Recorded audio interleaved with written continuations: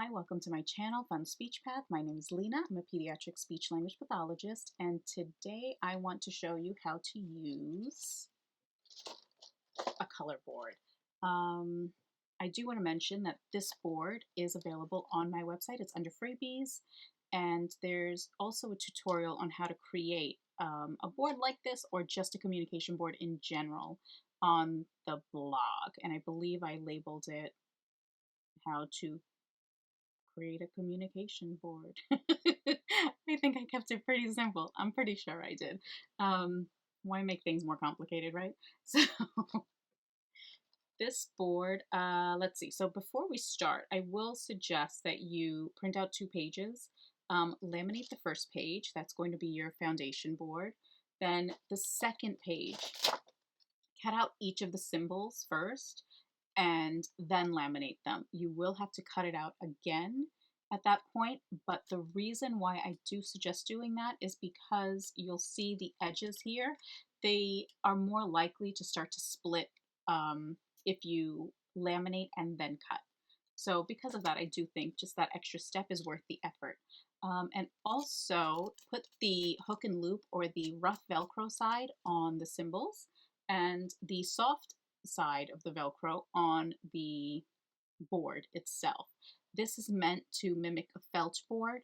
So if you wanted to use maybe some of these symbols with another set of symbols, say for example, you're doing the brown bear book, you want to use some of the colors, you know, there isn't a pink animal, so there's no need to have this there. You can use the colors, put that on one section of the board, and then underneath it or next to it, put all of the symbols of the animals, for example, right? So that is why you would put the rough side on the symbols. Otherwise, you'll end up having to redo the symbols again. Okay, and you don't want to do it. Well, as in, you know, you'll end up with a rough square and a soft square on the same symbol. It's just a waste. Why do that, right? Okay. Plus, learn from my mistake because I did that when I was first starting out. I wasn't thinking about things. I was in a rush. I was in the school setting. It was like the first week, and I was making a ton of symbols because I thought, okay, let's get ahead of the game. I, of course, put the wrong side of the Velcro on the symbols, and then I had to go back and cut out new squares of the hook and loop side. It was just unnecessarily, doubling my work. So learn from me. Don't do that. All right. So first I will explain why, or actually who you would use this with. You can use this with a child who's nonverbal. So this would be their primary mode of communication. You can also use this with an emerging verbal communicator. So a kiddo who is maybe stuck on using one word or even 2 words, but with approximations. They need a little bit more of assistance, the tactile cues, models, repetitions, some level of prompting in order to accurately produce the entire word or, to be intelligible.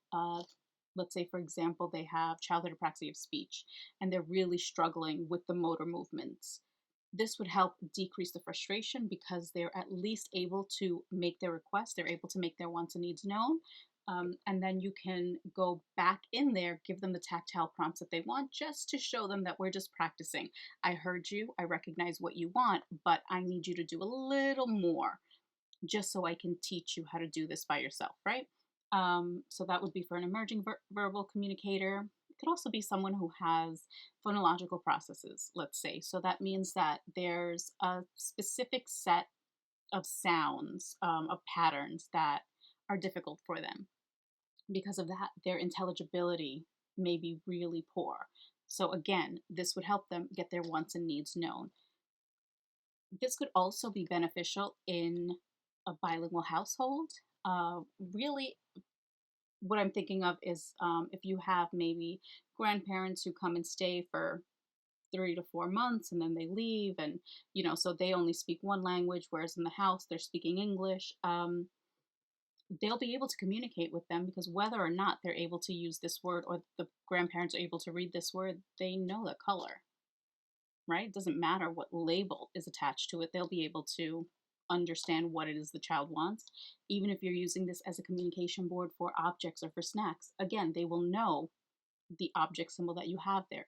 They'll recognize the apple. Maybe they don't call it apple. Maybe they call it seb, or maybe they call it manzana, whatever it is. That picture is an apple. So they'll understand. They'll be able to communicate with each other, right? The kiddo and the grandparent or whoever who isn't fluent in English or in the language of the home, right? So there are benefits. And for a verbal communicator, now you might be thinking, why would you use this with a verbal communicator? Well, if I have a kiddo who is cluttering all of their words together, I mean, it's so jumbled up that really, again, intelligibility is affected. I can't understand them really well. I can understand them, but we're working on them cleaning up their utterances so that they're intelligible to everyone, to many communication partners. I might use this to show them they need to slow down. Okay, this gives them the visual, this paces them so that they're able to create easily intelligible utterances. Also, if you have a child who is impulsive, they don't, they know how to ask, they just don't because they know what they want and they're just going to go for it, right? Well, you also have to set them up for success when they go to school so that this way they're able to interact with their peers. They're able to follow the rules of the classroom. They have to be able to follow directions. They have to be able to use language for social reasons, right? The pragmatic use of language that will benefit them. And you can do this by using a board like this. So you won't even have to necessarily stop them verbally or constantly use the phrase, okay, but ask, you have to ask me, you have to ask me before you take it, you have to ask me. It can get frustrating for all parties involved, right? What tends to happen is once you introduce this, once they understand that all they have to do is pick up the symbol and then state what's there, you're training them to use the phrase. You're scripting that into their repertoire, okay? So for example, we're doing a coloring activity. You won't even have to say, well, first you have to ask. If you're in charge of the colors, don't give everything to them. If you give them everything, there's no need for them to ask. They already have it.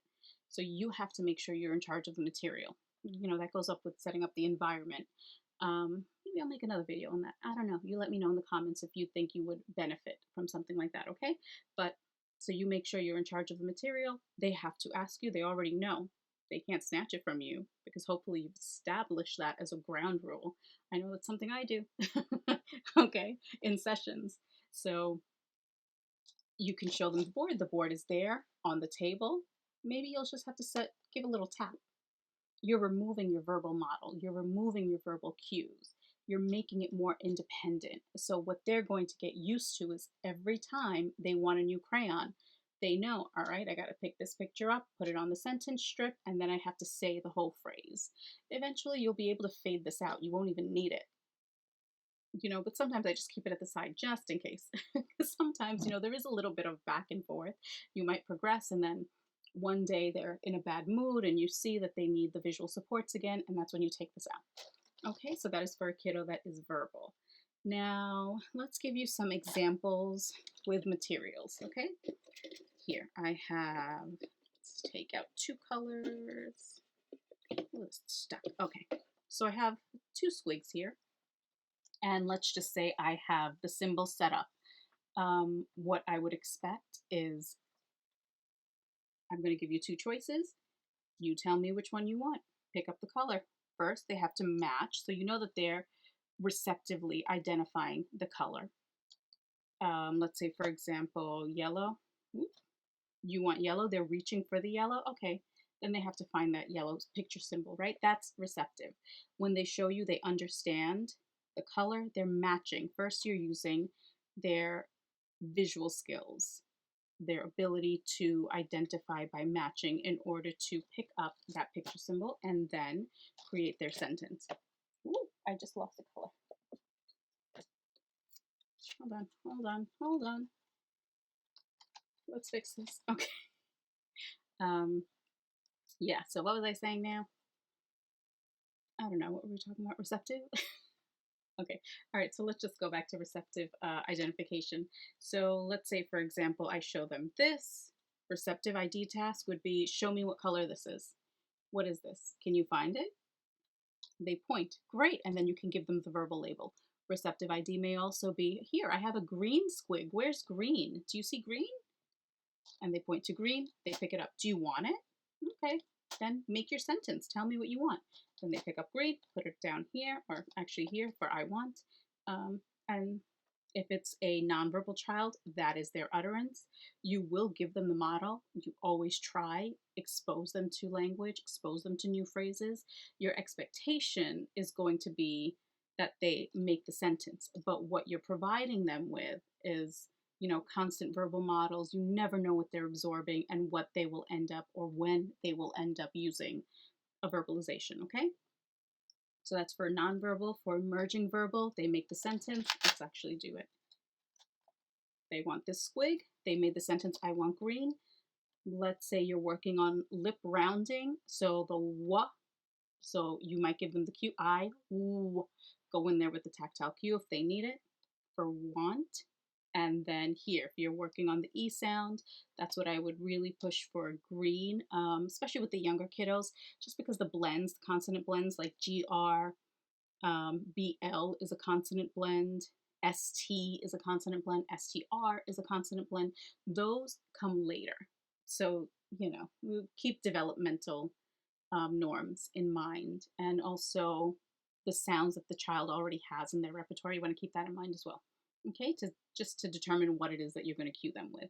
So I want green, and again, I might go in there and cue them with tactile cues. I might exaggerate my productions if that's enough for the kiddo. That's all they need. That's what I'll do.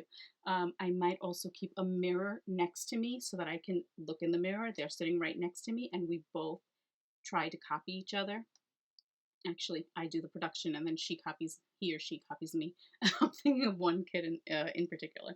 But yeah, so that would be for an emerging verbal communicator. And again, verbal, this would be for a kiddo that's impulsive, someone that's trying to snatch this out of my hand. Oh no, you're not snatching from me.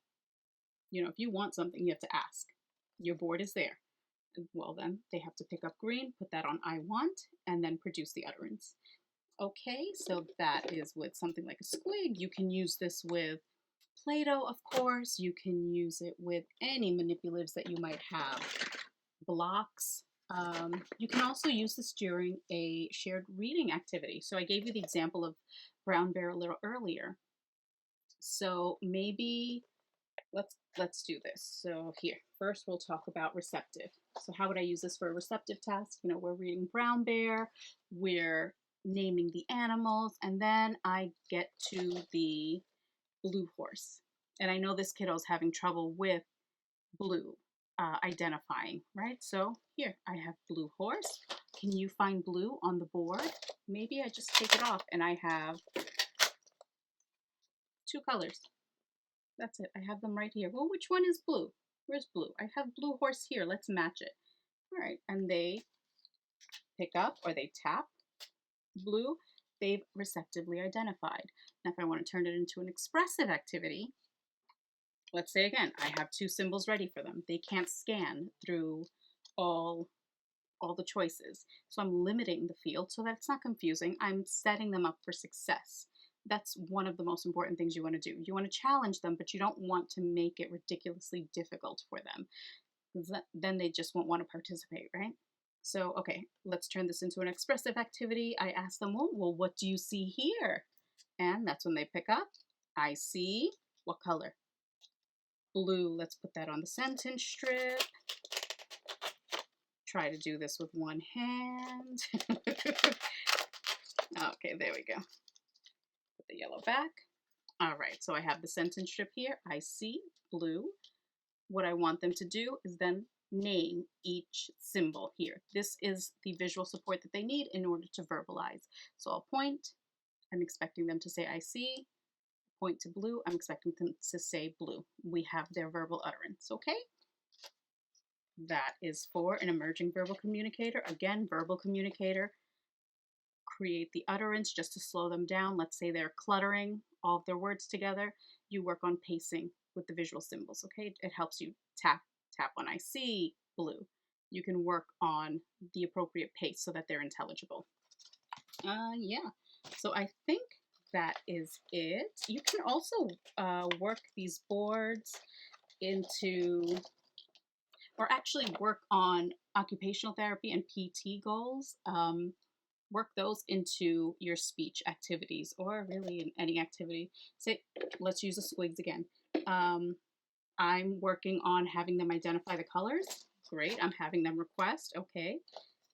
Now they have an OT goal of reaching up and pulling down. I can work that into my session. I give them the two choices. They've made the request. Let's say they want the yellow squig. Okay, well, now you have to take it from me. I hold it up a little higher so that they have to pull it down. And maybe I give a little bit of resistance. It depends. That's why it's really important that you communicate with the entire team. You can all be on the same page, and also you can incorporate the tasks and the goals and objectives into your own activities, depending on the discipline. For PT, maybe I'll put these a little further. If the goal is for them to take X number of steps, I would put the material at a certain distance and then have them go get it, bring it back, and let's stick it on the wall or stick it on the refrigerator. Usually works. That's a great way. And they also have fun with that too, most kiddos. Okay. Yeah, so that's an example of incorporating OT and PT goals. If you're doing coloring activities, I mean, that's perfect. OT is fine motor and coloring works beautifully into that. Have them request using this if they need it. If they're, again, nonverbal, they need the board. This is their mode of communication. This is what you use. And then work on coloring, work on the appropriate grasp, according to the OT and what they think is developmentally appropriate, of course, right? Physical therapy also. So if you're doing a color activity and or you've spoken to the PT and they've mentioned they need to work on their upper body strength, you can ask them, well, can I have them color on their stomach? Is that appropriate? Is that appropriate for this child? Every child is different. Everyone's got something, that they need to work on. So just make sure before you incorporate it into your session, you actually talk to the other team members, okay? Because then, especially you just want to be aware of everything that's going on, okay? So holding themselves up while coloring on their belly, they're laying down on the floor and then coloring. If they can support themselves, and talk to them, find out how long they can do it, because that's really the physical therapist area. So make sure you're aware of what level of expectation to put. Maybe you'll just do that for 2 trials. And then after that, you'll have them sit up, crisscross applesauce, or get up and go to the table. And let's, sit at the table and finish coloring nicely. Whatever it is, you can figure out how to organize that. But just try to work in as much as you can into each of your activities, especially if you're the parent. Make your life easier. Just like I said earlier, I think get the most bang for your buck. If you're working on a cooking activity, fine motor is involved there. Language is, of course, involved. You can put that in. And maybe the PT goal is to be able to get up onto the chair, right? To pull themselves up and get onto their chair with the booster, or, whatever it is that you're using, whatever supports that they're using. Okay, so that is what I have for today's video. Please do share with anyone that you think would benefit from it, and of course subscribe so that I know that this is, benefiting people and I should continue. And also, if you can, in the comments, let me know what information you need. I am, of course, going to pull from my knowledge base, after doing this for a long time, 15 years as an SLP and a clinical fellow, and then also my experience as a teacher's assistant. I've learned a lot over the years, and so that's the main reason I'm making these videos. I really just want to put the information out there, whatever knowledge I've gained. I'm not looking for leads. My caseload is full. This is an extra that I'm doing. So yeah, I just want to help as many people as I can. Okay. Thank you very much for spending time. It's already 20 minutes and 5, 4, 6 and going seconds. I do know that time is valuable, and I appreciate you even sitting here and watching this. Okay. So yeah, thank you very much and have a wonderful day. I will see you in the next video.